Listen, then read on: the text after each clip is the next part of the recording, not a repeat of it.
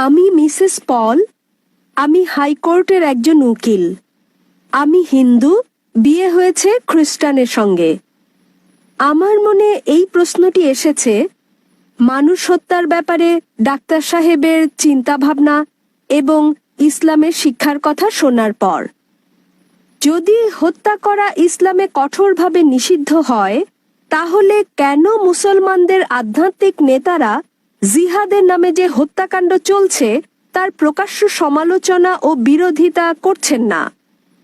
মুসলমানরা কিভাবে কতিপয় মুসলমানের ইসলামের অপব্যবহার ও অপব্যাখ্যা মেনে নিচ্ছেন, যারা সারা বিশ্বে মুসলমানদের নামে কলঙ্ক লেপন করছেন? বোন সুন্দর একটা প্রশ্ন করলেন। বললেন যে তিনি ইসলামের শিক্ষা থেকে অনুপ্রাণিত হয়েছেন, ইসলাম নিরপরাধ মানুষ হত্যার বিপক্ষে, কিন্তু তবুও কেন সব মুসলিম নেতারা একত্রিত হয়ে এর নিন্দা করে না যেসব হত্যাকাণ্ড চলছে জিহাদের নামে, এবং এ ধরনের কিছু কুলাঙ্গারের কারণে ইসলাম কলুষিত হচ্ছে?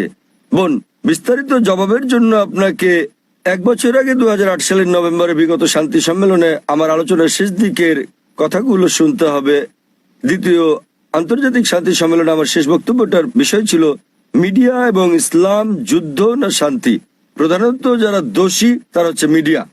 মিডিয়ায় কোন সম্প্রদায়ের কুলাঙ্গারদের খুঁজে বের করে এবং তাদেরকে এমন ভাবে তুলে ধরে যেন তারাই হচ্ছে অনুসরণীয় মুসলিম। এটাই হচ্ছে মিডিয়া। তাই মিডিয়ায় যে আপনারা দেখছেন সেগুলো ঘটনার বাস্তব চিত্র নয়। কোরআনে পরিষ্কার ভাবে বলা হয়েছে, সূরা মাইদা অধ্যায় 5 আয়াত 32, যে যদি কেউ কোনো মানুষকে হত্যা করে, হোক মুসলিম বা অমুসলিম, সেটা যদি হত্যার অপরাধ বা দেশে বিশৃঙ্খলা সৃষ্টির অপরাধে না হয়, তাহলে সে যেন সমগ্র মানব জাতিকে হত্যা করলো। এবং যদি কেউ কোনো মানুষের জীবন রক্ষা করে, তাহলে সে যেন পুরো মানব জাতিকে রক্ষা করলো। সুতরাং কোনো নিরপরাধ মানুষকে হত্যা করা হচ্ছে পাপ ইসলামে। এটা কেবল পাপই না, এটা সমগ্র মানব জাতিকে হত্যা করার মতো পাপ। তাই যারা হত্যাকাণ্ড ঘটায়, বিভিন্ন ঘটনা ঘটে, রাস্তা দিয়ে চলার সময় বোমা বিস্ফোরণ ঘটে ইত্যাদি, নিরপরাধ মানুষকে হত্যা করা সম্পূর্ণ নিষিদ্ধ। এটা অত্যন্ত পরিষ্কার। এবং যখন আমি গিয়েছিলাম ইউএসএ, যখন গিয়েছিলাম ইউকে, যে মুসলিম সংগঠনগুলো রয়েছে তারা নিন্দা জানিয়েছে। আপনারা জানেন লন্ডনে পাতাল রেল স্টেশনে বোমা বিস্ফোরণ ঘটেছিল, আমরা তার নিন্দা জানিয়েছি। আমি ইউএসএ গিয়েছি, দেখেছি যে মুসলিম সংগঠন 9/11 ঘটনা নিন্দা জানিয়েছে। আমি তাদের সঙ্গে একমত, তাদের সঙ্গে আমি একমত। 9/11 যে ঘটেছিল, কয়েক হাজার মানুষ নিহত হয়েছিল, এটা নিন্দনীয় কাজ। কে এটা করেছে আমি জানি না, আমি বলছি না যে মুসলিমরা করেছে, এটা হচ্ছে মিডিয়া। তারা বলছে কোনো প্রমাণ নেই, কোনো প্রমাণ নেই। কিন্তু যে করুক না কেন, ইন্টারনেটে ঢুকলে আপনি দেখবেন অনেক প্রামাণ্য চিত্র আছে যাতে দেখানো হয়েছে যে এটা সরকারের কাজ, অভ্যন্তরীণ ষড়যন্ত্র। জর্জ বুশ করেছে, এটা আমি জানি না কে করেছে। তবে যেই করুক, 9/11 টুইন টাওয়ারে বোমা হামলার ঘটনায় হাজার হাজার নিরপরাধ মানুষ হত্যা করা, এটা নিন্দনীয়। 50 জনের বেশি মানুষ মারা গেছে লন্ডনের পাতাল রেল বোমা হামলার ঘটনায়, সেটাও নিন্দনীয়। 2 বছর আগে জুলাই মাসে বোম্বেতে ট্রেনে যে বোমা হামলার ঘটনা ঘটে, সেখানে 100-রও বেশি মানুষ নিহত হয়, এটাও নিন্দনীয়। কিন্তু এখানেই থামলে চলবে না। একইভাবে আমি আফগানিস্তানে হাজার হাজার মানুষ হত্যারও নিন্দা জানাই, নিন্দা করি। ইরাকে হাজার হাজার মানুষ হত্যার, ফিলিস্তিনে হাজার হাজার মানুষ হত্যারও নিন্দা করি। আমি একে শ্বেত সন্ত্রাসবাদ বলি। আপনারা জানেন তারা কি করছে? তারা ক্ষেপণাস্ত্র পাঠাচ্ছে, তারা পাঠাচ্ছে বোমা। আপনারা জানেন ফিলিস্তিনিরা তারা লড়াই করছে ইটপাটকেল দিয়ে, আর তাদেরকে বলা হচ্ছে সন্ত্রাসী। আপনারা জানেন আমেরিকা বোমা পাঠাচ্ছে, প্যাট্রিয়ট ক্ষেপণাস্ত্র, গুচ্ছ বোমা পাঠাচ্ছে।